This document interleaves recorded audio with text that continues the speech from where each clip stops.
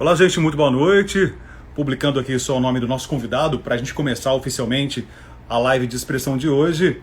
Eu tenho a alegria de conversar com o Dr. Aguinaldo Píspico, médico cardiologista, intensivista, há muito tempo em atuação na cidade de Araras. Aliás, ele está à frente também, está na linha de frente da Covid-19. Então, daqui a pouquinho ele está entrando para a gente poder bater para a gente poder ter essa conversa muito esclarecedora, sem dúvida alguma. Quero agradecer já a presença de cada um de vocês. Está aqui com a gente a Leila Querinotti, a Flávia de Lourdes. Oi, Flávia, tudo bem? Boa noite para você também. Bene Campos, mais uma vez, marcando presença, sempre presente. Filomena Valim, Amanda Rodrigues, quem mais? A doutora Fernanda, lá da Mater, Maria Fernanda, lá da Mater Psicologia, já foi a nossa entrevistada. Pessoal da Guilherme Móveis, a Lore, juíza de paz em Araras. Enfim, gente, muito obrigado mesmo. Vamos chegando, já apresentando também as suas perguntas, os seus questionamentos. Vai ser uma oportunidade para a gente realmente tirar dúvidas, para a gente saber ainda mais sobre a situação da Covid-19 na cidade de Araras. Aliás, uma novidade, eu fui entrar agora no Facebook da Prefeitura para pegar os dados de hoje da Covid, e é claro que eu fui surpreendido, porque em função do período eleitoral, a página da Prefeitura vai ficar fora do ar. Isso até novembro, quando acontecem então as eleições. Então agora, para a gente saber sobre Covid, é a Prefeitura Araras Coronavírus. Eu estou buscando aqui para ter as informações. Araras Coronavírus. Estou aqui no tablet buscando isso. Deixa eu ver se eu acho aqui. Para mim não apareceu. Eu estou tentando aqui ver se eu localizo. Prefeitura Araras, Não, digitei errado, né? Digitar errado não vai mesmo. Só estou aguardando então, gente, a presença do nosso convidado para começarmos aí. Deixa eu ver se eu entro aqui na página da Prefeitura. Araras Coronavírus. Ou na mão comprido.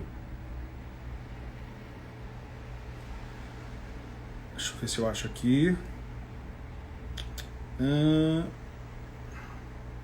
Não está indo ainda. Não está indo, infelizmente, a página aqui para a gente poder buscar as informações. Paciência, talvez o doutor Aguinaldo traga para a gente então os números de hoje, os números atuais da situação da pandemia no nosso município, na nossa cidade de Araras. Gente, deixa eu aproveitar aqui, já falar em novidades para vocês. A revista Expressão quer ficar ainda mais próxima de cada um de vocês, dos nossos clientes, dos nossos amigos. E é claro que revista impressa a gente nem tem nesse momento, né? Infelizmente não podemos realizar, mas nós estamos disponibilizando todas as nossas plataformas para que você venha até a gente, conte a sua história, a sua trajetória, dos seus serviços. Para isso nós temos o nosso portal, tem o nosso YouTube, o próprio Instagram da revista está à disposição para que vocês possam contar para a gente então tudo que vocês têm a oferecer para os nossos clientes. Então, tendo dúvida, tendo necessidade, é só entrar em contato com o pessoal da Revista Expressão. E com a gente já aqui ao vivo, doutor Aguinaldo Píspico. Doutor Aguinaldo, boa noite. Obrigado pela presença. Boa noite, Rafael. Boa noite a todos aí que acompanham. Prazer estar aqui com você. Ver você bem de saúde, né? Passou um apurinho, né?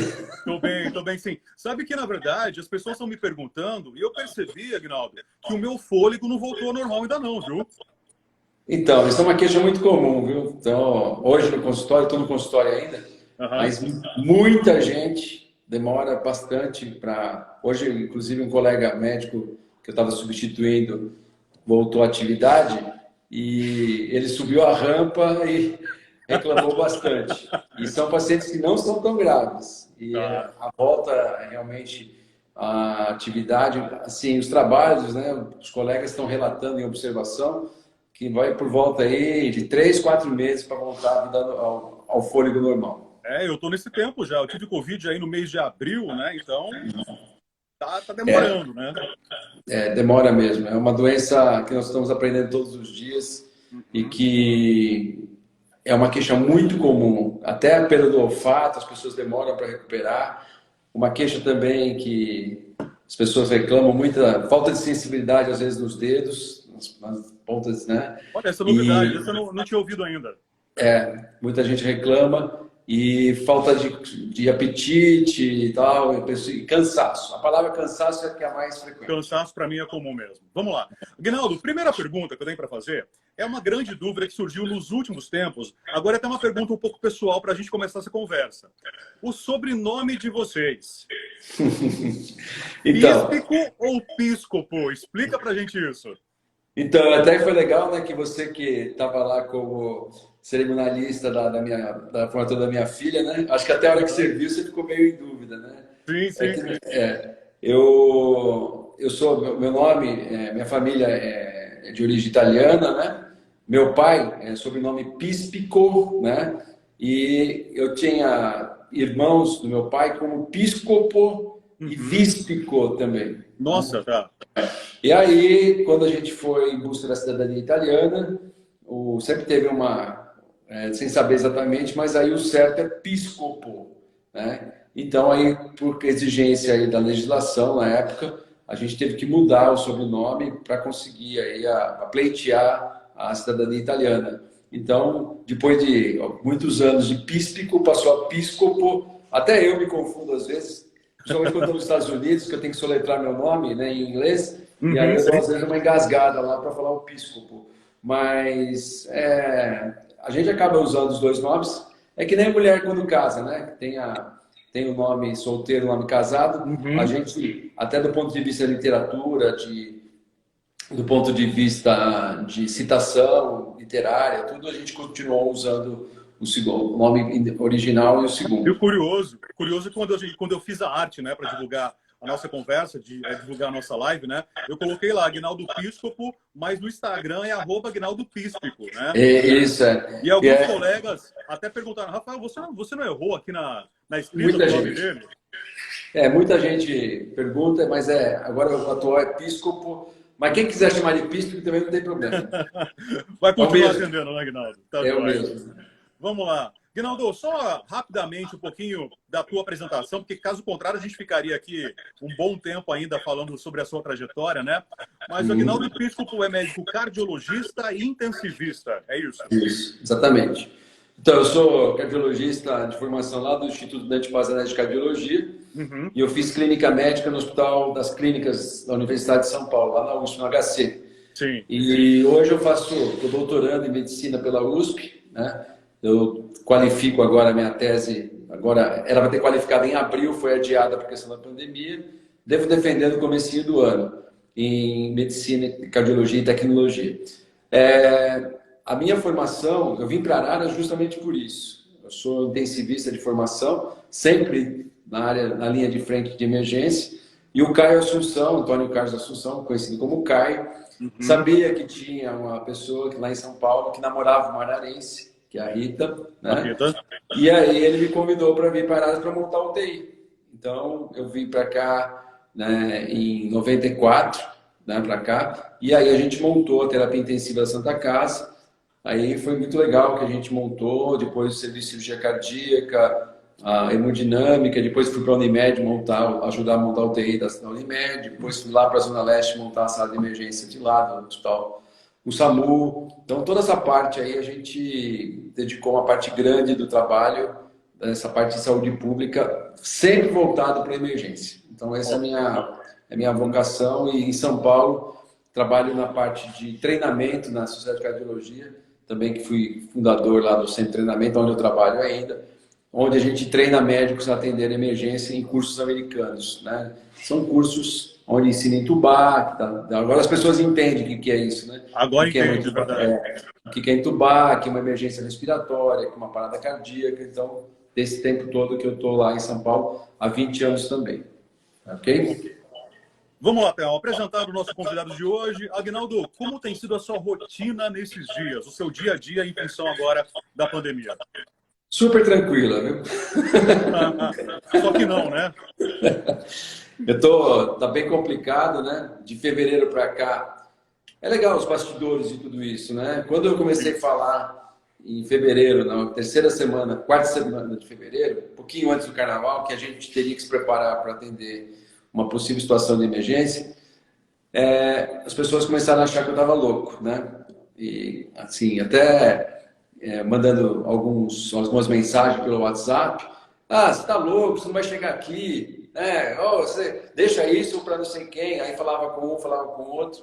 E as pessoas achavam que eu estava maluco, porque eu achava que tinha que criar já pontos de atendimento e tudo mais, porque ia chegar aqui. E a gente começou isso muito antes que muita cidade. A gente organizou as tendas, isso, logicamente, um trabalho conjunto com a Secretaria de Saúde, o Tacil, depois na Santa Casa, o Helder também entendeu isso. Mas no começo o pessoal achou que eu estava meio maluco. A Unimed também. E aí a gente começou esse trabalho e daí para frente não parou mais. Então, às vezes as pessoas falam assim, hoje eu ouvi uma expressão de um médico, falou assim, a gente queimou a largada, a gente começou antes. Não, a gente se preparou bem, começou realmente antes que as cidades, só que as cidades que começaram de forma tardia, né? Aqui eu não vou citar as cidades que fizeram para não dar polêmica, mas teve secretário de saúde depois, no finzinho de março, me ligando, o que vocês estão fazendo aí em Araras? Né? No final de março. E aí a coisa piorou muito e para esses lugares. Aqui a gente, quando começou a apertar mesmo, a equipe já estava muito bem treinada. Nós treinamos com manequins, nós colocamos um manequim, passamos com ele na maca, entramos no elevador para ver se cabia, colocamos as pessoas começaram a perder o medo, começaram a trabalhar com EPI, e aí já embaçava o óculos. Eu lembro que o primeiro paciente que eu atendi com Covid, eu não consegui enxergar nada no final para passar o acesso. E a enfermeira começou a rir, né, tal, que é uma situação inusitada. Quando ela foi colher o suave que ela colocou, ela também caiu o suave no chão, porque ele ficou tudo embaçado, porque não enxergava nada. Aí mudou a máscara, comprou desembaçante. Então, quando a coisa começou a ficar mais séria no sentido de números, a gente estava muito mais treinado. E aí também eu me preocupei e fui para o Einstein. Eu fui convidado para trabalhar no plano de contingência lá, do que eu estou fazendo parte da equipe da UTI do Einstein, e tive a oportunidade de ir para o HC. Então, quando a coisa começou a ficar muito séria em São Paulo, eu fui para o Einstein para o HC, e aí agora, quando a coisa ficou mais séria aqui, eu vim para cá com 3 meses de experiência na capital. Então foi muito legal isso daí. E a rotina é ver todos os pacientes que passam pela Santa Casa. Então tem um grupo, o paciente é atendido, passa por uma triagem que atenda, fast track. Esse paciente que entra, faz a tomografia, todas as tomografias eu discuto junto com minha assistente, que é uma médica infectologista excelente, que é meu braço direito, que é a doutora Tamires, tá? E a gente tem por trás disso o pessoal da clínica médica, o pessoal da terapia intensiva e agora a semi-intensiva. Tudo isso funcionou de uma forma muito correta e isso a gente tem orgulho de dizer que uma equipe que não é só o médico, a enfermeira, a técnica, a fisioterapeuta, o pessoal da limpeza, o pessoal da recepção, o pessoal, agente de segurança, o porteiro, ele está no protocolo. Ele vai lá, abre o portátil, já coloca a plaquinha, já põe o cone, elevador interditado. E, Rafael, eu tenho orgulho de dizer que a coisa está funcionando de acordo com o protocolo. Com isso, a gente reduziu o número de mortes, com certeza, e tem impacto. Reduziu o número de pessoas contaminadas na nossa equipe. A gente não teve nenhum médico da nossa equipe grave, a ponto de precisar de UTI, e nenhum técnico de enfermagem ou terapeuta que teve internado em UTI. Teve sim alguns casos, e a gente aí não sabe se a pessoa já pegou também fora do hospital ou dentro do hospital, porque o vírus está por aí. Mas a rotina tem sido acordar todo dia muito cedo e desde fevereiro visitar o hospital todos os dias, ver tomografias na madrugada, e a doutora Rita sabe como tem sido isso. E ela também está numa rotina difícil, porque ela teve que ajudar também na obstetrícia, né? Então, porque médicos não todos estão podendo trabalhar, e a gente está substituindo os médicos que estão ficando doentes, né? Eu, por enquanto, estou livre ainda, não sei como. Acho que é muita gente rezando e tudo mais, mas a gente conseguiu até agora, tá zerado. Eu fiz exame na semana passada, eu fiz 2, eu fiz um em maio no HC e um agora.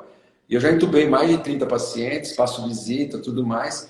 Reduzi meu peso, né? Fazendo atividade física, eu sabia que o peso acima é um fator de risco. Então eu perdi 7,5 kg, né? E estamos aí, uma rotina louca, com uma vontade de dizer assim, então eu falo assim, tá passando, né? A gente acha que tá passando. mas a sensação, cada vez que interna um paciente, que ele vai para a UTI, que eu tenho que entubar, é a sensação que ainda não passou. Essa a sensação. Pois é, lamentavelmente. Aliás, hoje nós tivemos a notícia que o governador, né, o João Dória, foi diagnosticado, né, positivado, depois de 6 exames, hein, doutor Aguinaldo? Então eu vi também pela imprensa que ele positivou, né, e ele teoricamente não é de alto risco, né, eu acho que vai correr bem. O que a gente viu mais, Rafael, as pessoas que mais tiveram problema são as pessoas mais idosas, principalmente obesidade, a hipertensão e o diabetes. Nós já pegamos o jeito da doença, entendeu? Então, lógico que tem exceções, mas... Aqui, ó, pronto, ó. Isso. Exceção. Mas aí a gente vê que quando o paciente, a gente já tem uma ideia de que o paciente vai complicar, não vai complicar, e esse jeito, esse feeling que você pega da doença, tem sido uma boa experiência na porta, porque a gente não liberou ninguém da Santa Casa de Araras que voltou parado ou que precisou entubar imediatamente. A gente liberou com uma margem de segurança, muitos a gente sabia que poderiam voltar, mas a gente respeitou o protocolo. E também quem a gente segurou, até com detalhes, até no paciente, eu segurei ele com uma saturação limítrofe de 92, mas ele tinha fatores de risco, não deu outra. No terceiro dia de internação, pós-intubação orotraqueal, e ele está indo de alta essa semana. Então, isso tudo está sendo uma situação que a gente... É um aprendizado no sentido aprendizado de nova. Mas aí tem aquela coisa da experiência clínica, né? Ou seja, de um time tem que ter liderança, da experiência clínica. Acho que minha ida a São Paulo com o melhor time, posso falar que são os melhores mesmo, o pessoal do Einstein, o pessoal do HC, tive a oportunidade de trabalhar com a professora Rô, que é uma pessoa muito famosa, e aprendi muito com ela. Ela foi para a China, trouxe muita coisa. Frases dela, não inventa, né? Ou seja, não adianta inventar na doença. No Einstein, a gente tem também muito médico jovem, mas cara avião mesmo, cara molecada nova, boa, entendeu? E a gente foi um exercício também para mim. Lá eu fui coordenado e não coordenei, entendeu? Também foi muito legal. E a gente ter esse tipo de... um ensinando o que sabe mais que o outro, todo mundo que sabe um pouco menos aprendendo. Ter a humildade de ouvir. Então, isso foi muito legal também. Bom, o pessoal que está acompanhando a nossa live aí, seja muito bem-vindo, né? Muita gente entra pelo doutor Aguinaldo, muitos pela revista Expressão. Boas-vindas para todo mundo. A Priscila que está aqui, Aguinaldo, ela inclusive parabeniza você. Parabéns, doutor Aguinaldo, pela dedicação. Parabéns também a todos os profissionais da saúde de Araras, né? Priscila, faço suas aí as minhas palavras também, tá? Aguinaldo, como que você falou que começou a entender a doença, como ela funciona?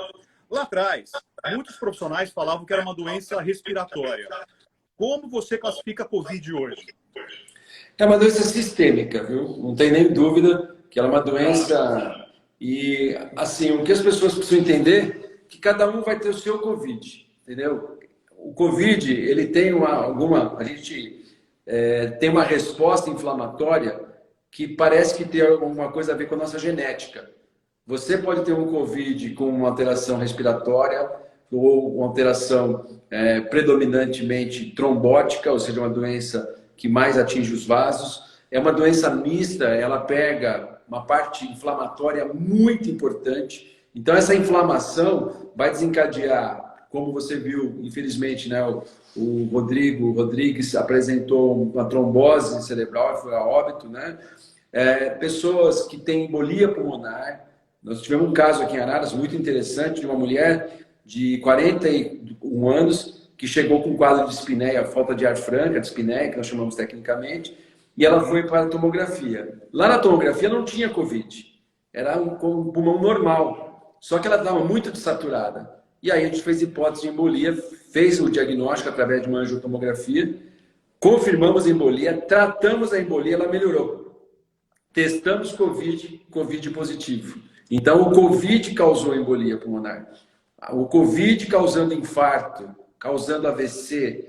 Então, não é uma doença só do pulmão, é uma doença sistêmica e a inflamação, a sua resposta inflamatória que vai definir o grau de doença. Por isso que os pacientes obesos, que são mais inflamados, os hipertensos, os diabéticos, são os mais suscetíveis às complicações. Então, essa tempestade de citoquina, essa tempestade de resposta inflamatória individual, ela vai depender da sua reação. Por isso que alguns têm uma gripinha, né? E tem pessoas que têm um quadro respiratório muito grave, evoluindo para óbito. É essa doença aqui. Logicamente, quando você tem comorbidade e ou idade mais avançada, isso aí, as pessoas têm uma resposta diferente. E tudo isso faz com que a gente tenta cercar de todos os lados. E aí, essas coisas que as pessoas falam, né? Ah, vai tomar um remédio X, remédio Y, vai melhorar. São suposições baseadas em teorias, mas com respostas individuais. Tem gente que não responde a uma coisa, não responde a outra, por isso que não tem um tratamento específico que vai salvar o paciente. Agnaldo, já que você falou em medicamento, em tratamento, né? E a polêmica cloroquina? O que você me diz? Então, a cloroquina está provado que para pacientes graves, pacientes hospitalizados, não teve nenhuma mudança. Inclusive, houve aumento na mortalidade em alguns pacientes por questão da alteração do elétron. E no paciente que não internou, ou seja, aquele paciente que vai na tenda e ele não vai internar, se ele vai tomar cloroquina e evita a internação, nós não sabemos ainda. Nós, aqui em Araras, estamos participando de um estudo chamado COPE, que é do grupo Coalizão, onde participam hospitais do Brasil inteiro, liderados por Albert Einstein, Oswaldo Cruz, Sírio-Libanês e outros hospitais de grande repercussão, aonde o paciente é convidado a participar se ele tiver fator de risco. Porque se te oferecer cloroquina para alguém que não tem risco, não vai mudar nada. É a mesma coisa que da ivermectina lá na Etiópia. Só tinha gente magra, não tem idoso, não tem diabético, não tem hipertenso. Então, a ivermectina vai diminuir. Não é que vai diminuir. Você não tem gordo. 4,5% da população lá tem obesidade. Nos Estados Unidos é 32%. Então, são grupos diferentes. E aí que você está fazendo o teste. Nós estamos dando cloroquina num grupo e o outro grupo está tomando placebo. É um estudo fechado. Nós estamos com mais de 600 pacientes e a gente vai ter uma publicação robusta em breve. Mas está em análise do comitê, ou seja, aumentar a mortalidade não aumentou, senão já teria sido interrompido, né? E a gente não sabe se teve benefício ou não na redução de internação e na redução de intubação e outros desdobramentos da doença. Mas, por enquanto, não faz parte. Alguém pergunta assim, ah, mas o médico passou ivermectina e cloroquina para mim. O médico, ele tem o direito a prescrever o medicamento, desde que ele explique que aquilo é off-label, ou seja, é um medicamento que não foi indicado para aquilo. E ele acredita e está prescrevendo com o consentimento do paciente. Ok? Agora, o que eu sou contra? Não queira achar o que você pensa sem ter nenhum tipo de evidência e transformar isso numa verdade que ainda não é. É a mesma coisa que você querer que uma pessoa acredite em outra religião. Não tem, você tem a sua crença, né? Você é evangélico. Ah, eu sou católico. Se o cara acredita em Nossa Senhora Aparecida e o outro não acredita, não adianta, não tem jeito de provar. E a ciência é a mesma coisa. Então você pode acreditar, mas não queira convencer sem nenhuma base. Então tem muita coisa rolando, muita verdade transitória, e a graça da ciência, Rafael, é essa. A medicina, a parte científica, é isso. Então, nós temos que ter convicção de que nós temos que tratar o paciente. Talvez o que nós estamos fazendo na terapia intensiva hoje tenha evidência que não está correto. Mas, por enquanto, nós estamos utilizando a melhor prática dentro da evidência. O corticoide, que é um medicamento que foi testado, ele tem seu benefício para os pacientes que são graves, dependentes de oxigênio. Esse nós estamos utilizando, tá? E outros medicamentos. Mas, assim, o restante ainda, muita coisa, muito ruído. E aí entrou a parte política, o Trump, nosso presidente. Tudo mais. A novidade nesses dias agora foi ozonioterapia, não é, doutor Agnaldo? Vixe, né? Esse eu não vi muita gente querer usar, não, viu? Eu não vi muita gente. Porque... Agora, a ivermectina, eu sei que houve até uma corrida nas farmácias aí em busca desse medicamento, não é? Não, tem um monte de gente que vem aqui. Ah, eu tô com dor na barriga, eu tô com não sei o quê, porque eu tomei ivermectina, né? Eu não posso falar bem feito, né? Porque eticamente não posso falar, mas não tem por que tomar, entendeu? Não tem evidência. O estudo que foi feito foi in vitro, né? Foi feito em bancada. E aí, essa coisa da Etiópia, eu estudei isso daí, eu fiz até escrevi até uma coisa, contraponto. Eu fui ver a população da Etiópia que tomou o remédio. Não tem nada a ver com a população do Brasil nem dos Estados Unidos. Se você pegar um grupo de gente bem magrinha, tá? Abaixo de 60 anos, e der água com açúcar, eles vão pegar menos Covid, vão complicar menos. Agora, você tem que comparar grupos de as mesmas características. 4,5% na Etiópia é obeso. 4,5% só. Agora, uma diferença muito grande. Como você vai comparar? Tem 7 milhões de pessoas lá acima de 60 anos. Os Estados Unidos tem 32 milhões. É lógico que vai ter menos lá. Entendeu? O pessoal não vive, a média da idade da população lá, a idade média é 60 anos, o pessoal morre. Aí não tem diabetes, não tem hipertenso, não tem idoso, não tem gordo, não tem obeso, não pega, né? Aí fica simples se você tá... Vocês estão utilizando os anticoagulantes aí, doutor Aguinaldo? Sim, para os pacientes que são graves de rotina, tá? E tem um estudo novo agora, que a gente vai entrar no estudo para pacientes que vão tomar anticoagulante oral com suspeita de Covid. É um estudo ainda que chama estudo CARRY, também é do grupo Coalizão, a nível nacional, que eu tenho muito orgulho em dizer que a Santa Casa de Araras, hoje, está sendo selecionada para estudos científicos, tá? Sob minha coordenação, com a doutora Tamires, e nós hoje somos um centro homologado de pesquisa, né? E os nossos dados são homologados em pesquisas mundiais. Então, isso é muito legal, né? Traz aí uma seriedade do nosso time aí em relação ao trabalho que a gente tem feito. Sem dúvida mostra a credibilidade de vocês, né? Todo um time, uma equipe aí muito bem preparada. Aliás, por falar em Santa Casa, doutor Aguinaldo, muito se ouviu, né? Muito se duvidou sobre a estrutura da Santa Casa para atender os pacientes de Covid. Quais são esses números hoje? Qual que é a realidade hoje da Santa Casa para isso? E depois a gente pode falar também sobre a cidade de Araras no geral, uma vez que o senhor atende também a Unimed. Então, Rafa, você participou disso, né? A gente lá fez um evento que você ajudou, né? Uhum. Lembra lá, vendendo rifa, fazendo coisa em maio do ano passado. Eu nem sabia que ia ter Covid, né? Não sabíamos, né? É verdade. Sabia, mas aí o que aconteceu? A gente começou a preparar o pronto-socorro, né? Aí eu comprei respirador com aquele dinheiro, desfibrilador, cama, leito, tudo mais. E aí, quando veio a pandemia, muitos empresários que nos ajudaram muito mais. E a gente conseguiu, e também uma verba que veio do Tribunal do Trabalho, da Justiça do Trabalho, nós conseguimos mais de 3 milhões de reais.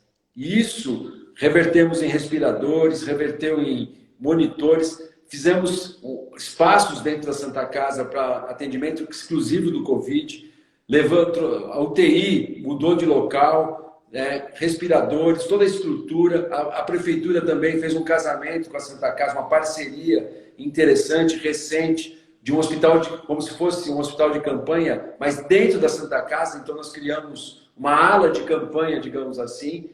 Isso foi formidável, porque nós não gastamos dinheiro com estrutura de montar um hospital de campanha, os equipamentos vão ficar lá na Santa Casa, o governo do estado mandou respiradores e investimos em treinamento, em RH. Então, a estrutura foi suficiente para atender nossa cidade. E a gente não precisou transferir ninguém por falta de vaga. Ninguém foi transferido de Araras por falta de vaga.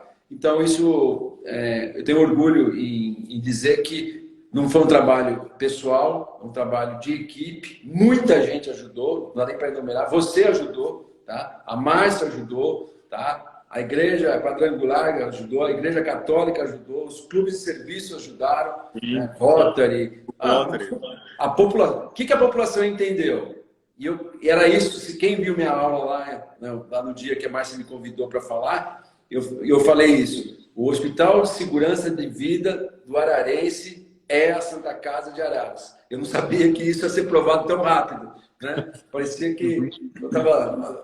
Porque não adianta, é aqui que você tem que ser atendido. Depois você pode até transferir para um hospital de grife, né? Mas o primeiro atendimento em situação grave é aqui, é a segurança de vida. É isso que eu luto. E não adianta falar que o prefeito, eu vi alguns prefeitos de fora aí falar assim, o que precisa de uma UTI?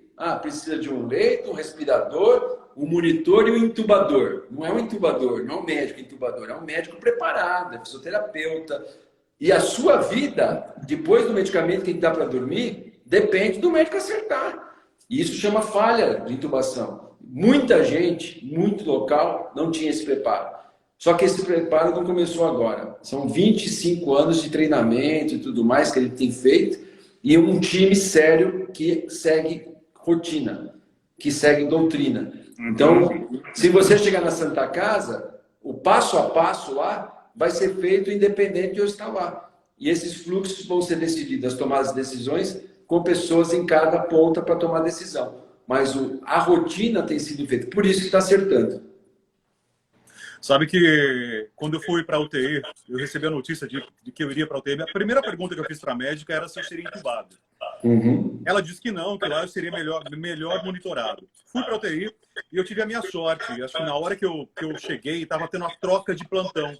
O médico que estava saindo olhou para mim e falou assim, nós não vamos intubar você, mas eu quero que você deite de bruços. Imediatamente, doutor Aguinaldo, minha saturação voltou.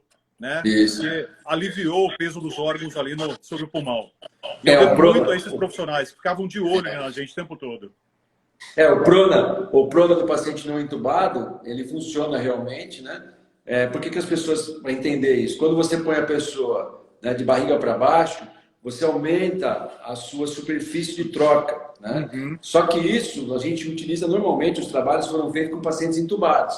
Quando a gente veio agora, a gente aprendeu que também o paciente não entubado. Então, muita gente evitou ser entubada por prona ainda uma situação. E você ficou no hospital, que foi um pouco, que tem um protocolo interessante, que não foi tão invasivo, digamos assim. Porque dependendo do hospital que você tivesse, nessa situação você já seria entubado. Então, criou um protocolo de intubação precoce. É um nome muito ruim, eu acho.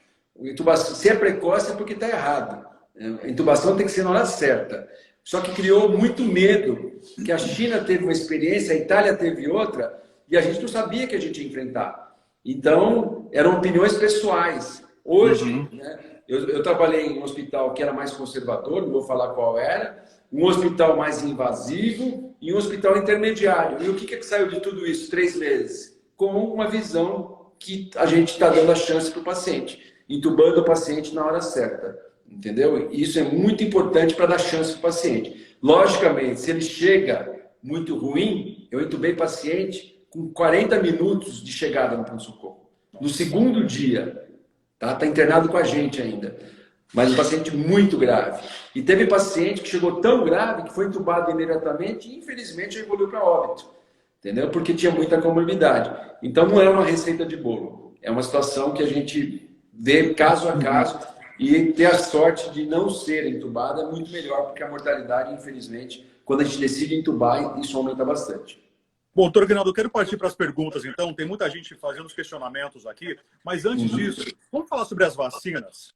O que o senhor tem ouvido falar por aí? Quais são as esperanças? Ou não sei de nada? Não, sei sim. Eu tenho um treinamento nessa área porque eu vinha estudando vacina para gripe há alguns anos, por isso que eu me despertou toda essa... Quando falou em pandemia, faziam 3 anos que a gente estava esperando uma pandemia para gripe. Então, na minha cabeça, já estava tudo meio... e aí a gente viu que o coronavírus ganhou a cena, né? E aí o que acontece? As vacinas, elas estão sendo desenvolvidas, né? A vacina de Oxford é uma vacina bem promissora. A vacina chinesa também já numa fase 3 de teste, né? Que o Instituto Butantan junto também está fazendo. E veio aí a Sputnik, né? Que é a vacina aí da Rússia, que a gente ficou em dúvida por questão do próprio característica do país e não expor os dados. Talvez a segurança tenha colocado aí. Então, o Paraná está querendo testar, a Anvisa está de olho nisso. Não, assinaram o contrato hoje. Isso. E aí, a parte de segurança que é muito complicada, porque vacina não é uma coisa simples, né? E aí a gente está realmente preocupado. Agora, dezembro eu acho que é uma data promissora para começar a vacinar. Tá? E aí pode ser que a gente tenha um novo normal. Tá? Eu acho que essa ida e volta do vírus vai continuar até a gente ter a vacina. Acredito que Araras e a nossa região e São Paulo já tem uma imunização por rebanho interessante, quer dizer isso, mais de 30%, 40% da população já teve, então o vírus tem mais dificuldade de se transmitir. Antes a gente tinha o R0 de 4 a 6, uma pessoa transmitia para 4 pessoas, até 6 pessoas, e hoje a gente acredita que o R0 é abaixo de 1. Então o vírus encontra você que já teve, encontra outro que já teve, e aí são 2, 3 que já tiveram, e aí vai pegar um terceiro. E antes, quando ninguém tinha, pegava você, pegava o outro, e aí, por isso que o churrasco foi uma tragédia, as festas eram uma tragédia, e é onde a gente tem maior problema. Tá? Então, acredito que o isolamento, ele não ocorreu. Tá? O Rio de Janeiro é um exemplo disso. Sim. Então, o Rio de Janeiro, né? Como que isolar? Ninguém isolou. E por que está tendo menos casos? Porque provavelmente foi rebanho, pegou mais gente. E eu quero acreditar nisso. Aí dá para acreditar também, Aguinaldo, que muita gente pegou e não soube, né? Que foi assintomática totalmente. Aqui no consultório, o pessoal vem e fala assim, doutor, eu tive uma gripinha, não sei o que e tal. Aí eu fiz meu exame. De cada 10 que vem aqui, 3 traz um exame positivo já. Então, é bom isso. Porque, sim, claro, é bom. Concordo. E agora, só que a gente não sabe isso epidemiologicamente por falta de teste, que é a dificuldade que as prefeituras têm em adquirir o teste, e a gente está com uma dificuldade enorme aqui, o secretário, eu tenho visto o esforço dele, mas comprar isso durante a pandemia, com pregão, do jeito certo, com os olhos do Ministério, né, todo mundo em cima para saber se não tem conflito, não é fácil. Não é fácil, com certeza. Eu sei Vamos lá. Que Vamos para as perguntas aqui, ó. Para começar, a Fer Bernardi, ela pergunta, doutor, vamos falar sobre a reincidência da Covid? Pessoas que já tiveram Covid, pode ter novamente? Pergunta que interessa para mim, vamos lá. Pergunta de $1 milhão, né? Então, essa daí, parece que não, parece que quem pegou Covid já tem uma imunidade, mas o que acontece? Existe um relato de um caso, tá? Que uma pessoa pegou Covid, uma enfermeira, e teve novamente. E a gente tem uma dúvida porque quando a gente dose o IgG depois de um tempo está muito baixo. Então, a recomendação, quem teve Covid, é continuar usando as medidas de proteção. Tá? Só o tempo vai dizer. E também a gente não sabe se o vírus vai ter mutação, como da gripe, e você se expor a outro vírus geneticamente diferente do primeiro. Então, ainda não sabemos, mas eu acho pouco provável que a gente pegue 2 vezes. Mas não é para a gente ficar fazendo o teste.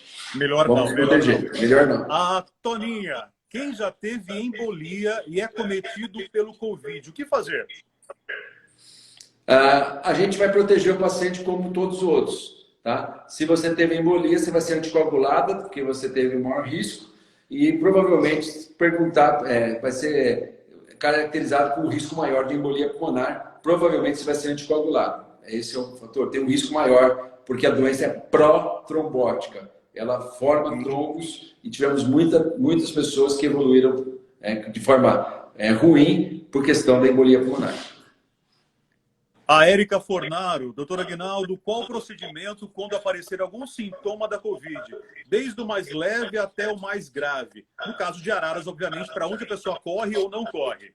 Os fluxos de atendimento dos pacientes a porta de entrada dos pacientes com suspeita de Covid são as tendas, tanto na Unimed, como na UPA, como na Santa Casa. Lá é feito um atendimento, chama Fast Track, onde em poucos minutos você vai avaliar, vai ter um questionamento, nome, idade, comorbidades, ao ar livre, tá? Com máscara.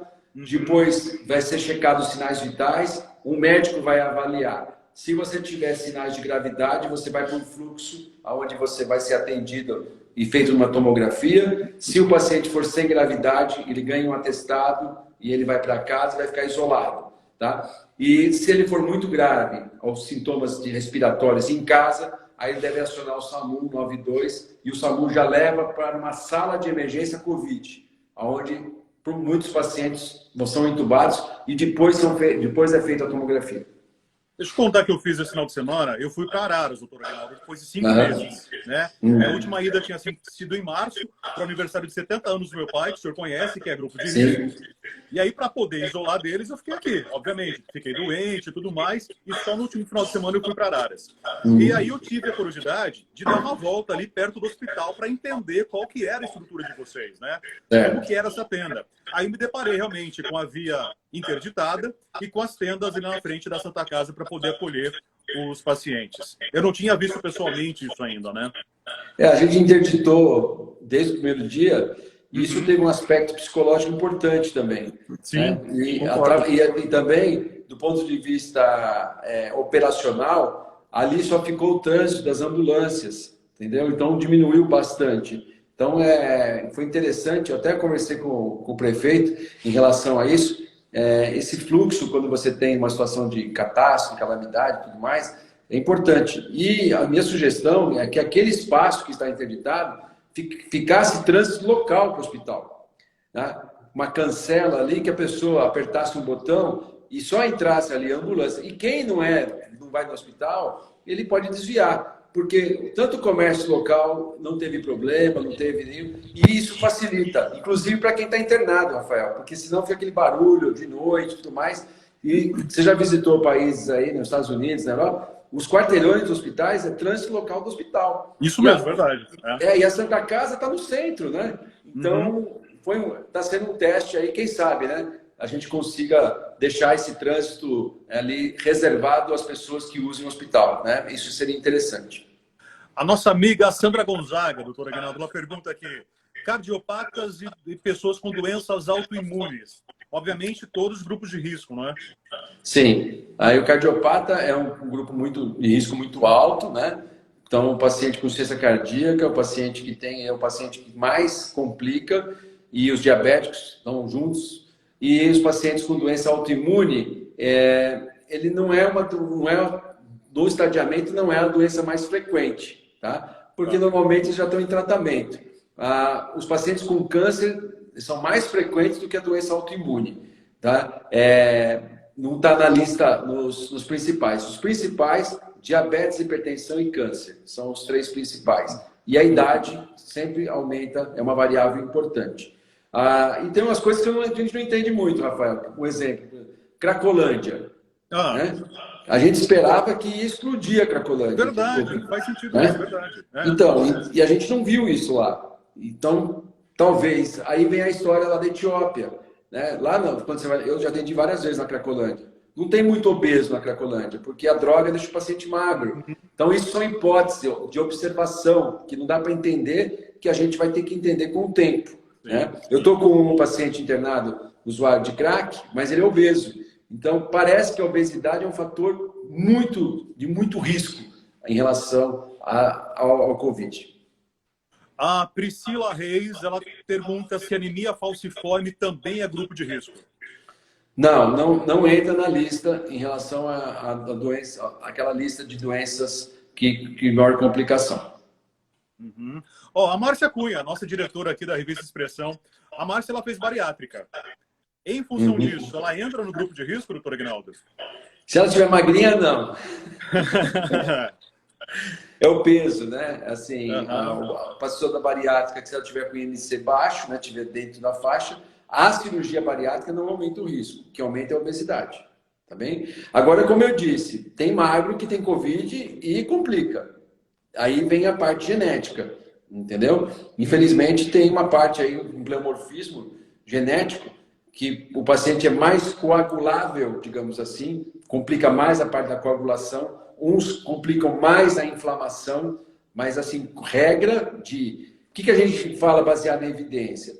A gente vai lá e vê as variáveis, vê lá, o número de pessoas que complicaram, qual eram os fatores. Você pode entrar, tá na internet isso. Hipertensão, câncer, diabetes e idade. Quem morreu mais? Aí você vai lá, pacientes acima de 90 anos, letalidade, 10,5%. Pacientes, letalidade geral, 2,4%. Então, é estatística que você tem que ver em relação a isso. Agora, lógico, para aquele paciente magro, que não tinha comorbidade e morreu, para ele foi 100%.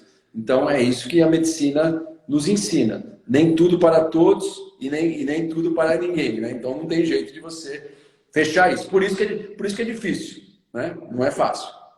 Bom, quem quiser mandar mais perguntas, fique à vontade. Doutor Aguinaldo, pergunta minha agora aqui. E a gravidez? Como fica a gravidez nesse período?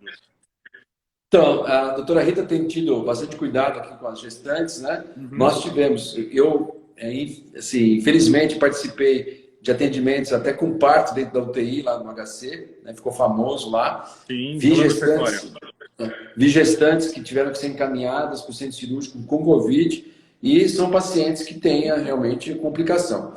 O H1N1, tá? A grávida é mais suscetível do que o Covid. É interessante isso. A maior mortalidade do H1N1 está nos idosos, nos cardiopatas e nas gestantes. Tá? E nas crianças também, pequenas. E o Covid não se comportou assim. A grávida teve gestantes complicadas, que acabaram tendo ciência respiratória, né? E aí também entra nesse grupo que eu acabei de falar. Parece que isso tem a ver com a parte genética dela. Mas a gestante, de uma forma geral, não é um grupo específico, não é um grupo maior, aumentado em relação ao que a gente viu. E lógico que quando a gestante tem, a preocupação é dobrada, porque tem um bebê lá na barriga e muitas vezes a gravidez teve que ser interrompida para preservar a mãe e dar chance ao bebê. Então, é uma situação bem dramática e a gente, né, participou de alguns casos onde a gente conseguiu êxito em salvar os dois e, infelizmente, algumas gravidezes foram interrompidas e o bebê muito ainda prematuro, tudo mais, e a gente tem. E a sorte, né, Rafael, que essa doença não é uma doença de criança, né? Porque você imagina se essa doença for uma doença predominante em criança. Meu Deus. O Brasil como ia ser? Ia ser uma tragédia, né? Então, a gente teve crianças sim aqui em Araras, eu vi em São Paulo também, mas ela é menos frequente nas crianças. A Norma, ela diz que ela é cardiopata e ela tem a saturação baixa já por natureza. O risco dela é maior? Sim, infelizmente é a realidade. Então, Norma, fica quietinha em casa, usa máscara, só sai para que precisa e não receba ninguém que não respeite as regras de segurança que você não precise conversar, tá? Então, é importante que você um grupo, sim, de se pegar, o risco é maior. Não quer dizer que você não vai sair, mas tem risco maior. Natanael pergunta aqui, doutor Aguinaldo, fala sobre os pacientes asmáticos. Qual o risco? Os asmáticos, né, são grupos de risco. Por quê? Porque já tem uma doença respiratória. Então, eles têm maior chance de desencadear a asma pelo Covid e isso agrava o sintoma. Então, o asmático, que vai com doença viral, de uma forma geral, é um paciente que já tem maior suscetibilidade a complicações. A Cássia Cruz, que é cerimonialista, ela até mudou um pouquinho o nosso foco aqui agora, né? Mas ela está dizendo para o senhor comentar um pouquinho sobre as suas filhas, que também estão seguindo os passos do pai e da mãe aí, a linha de frente, cuidando das pessoas. Então, a Isabela, que é a mais nova, né? Ela é residente em Botucatu, ela quer ser cardiologista, então já está no primeiro ano. Ela está Covid full time, né? Está na linha de frente, está na UTI, está direto trabalhando e já está enfrentando aí. Inclusive, até alguns plantões aqui nas folgas dela, ajudando a gente e tudo mais. E a Beatriz, ela é R4 de nefrologia lá no Hospital do São Paulo. Ela cuida dos pacientes transplantados no Hospital do Rim e também lá no Hospital São Paulo, onde ela já tem dado plantões em UTIs Covid e na porta em pacientes Covid. Só que lá em São Paulo já diminuiu. Ela já está numa fase mais tranquila. E uma grande parte, Rafael, dos pacientes Covid necessita de hemodiálise. Até 40%, 50% dos pacientes fazem. Eu vi muito isso. Eu vi muito isso que eu tenho aqui. Isso. E aí o que acontece? Ela está sobrecarregada nesse sentido. Então, tanto a Isabela como a Beatriz estão firmes aí na linha de frente. A gente achou que... Eu sempre falei um negócio para elas, né? Quando escolhi a medicina, né? Para a Rita, falava, vai ser médica. Eu sempre falava, é bom ser médico. Por quê? Pode ter guerra, pode ter pandemia, pode ter... O que for, vai ser médico, vai ter que trabalhar, vai ter que ajudar as pessoas. Mas a gente achou que nunca ia ser desse jeito. Porque nós estamos trabalhando muito no sentido de, né, desdobrando, substituindo quem está doente e tudo mais. Então, as duas estão... E a Rita, não dava plantão mais na obstetrícia, né? Uhum. Na Unimed, está tendo que ajudar a substituir. Eu, na cardiologia, também não dava mais plantão, porque eu tinha médicos mais jovens que estavam no plantão. Teve, no mês de julho, de 30 dias, eu fiz 18 plantões de cardiologia, né? Então, teve que todo mundo se dobrar aí para ajudar, porque muita gente que estava na linha que estava assim, médico de 60 anos, não pode ficar na linha de frente, ou mais. Médicos que estavam com algum fator de risco, também a gente evitou. Então, e médicos doentes, né? E quando fica doente, no mínimo é 15 dias. E aí a equipe foi, né, diminuindo e todo mundo ajudando. É isso que... Então as meninas estão na linha de frente mesmo. Então, orgulho. E assim, eu até falei isso, eu fiz uma gravação para a Jovem Pan, aqueles momentos sobre o Covid, e eu falei sobre o médico jovem, né? Porque muita gente fala, recém-formado, não sei o quê. Eu tenho que bater palma para o médico recém-formado competente, entendeu? Porque não é médico recém-formado aventureiro. É um médico, tem muita gente jovem, muito boa. Você foi internado no hospital, que eu tenho certeza que você foi atendido por muita gente jovem, né? Fui mesmo, Tem muita verdade. gente jovem competente, muito competente. O que eu sou contra é o cara mal formado. Então, a minha área de expertise é treinamento e eu fiquei muito, né, satisfeito e emocionado em ver médicos jovens com o brilho nos olhos, com a esperança de salvar vidas, que é o que eu quero compartilhar. Eu quero continuar, quero que continuem fazendo o que eu sempre fiz. Então, ver minhas filhas trabalhando, ver os colegas dela, o pessoal batalhando. Agora, lógico, em toda profissão, todo mundo tem gente boa e gente ruim. O que a gente luta é que para que esses médicos tenham um bom preparo, porque daqui a pouco eu também vou passar dos 60 e vou ter que ser cuidado. Mas com 54 tenho mais 6 anos aí pela frente para ajudar. Então, a gente está aí pela frente. Ou uma doença que não pega em gente acima de 60. Não, por favor, pode esperar. Para com isso, para com isso. Então tá bom. A Mota está te parabenizando aqui pela sua missão, pela profissão, e ela pede orientação para pacientes tratados de tuberculose. Quais os cuidados tomar se acontecer Covid?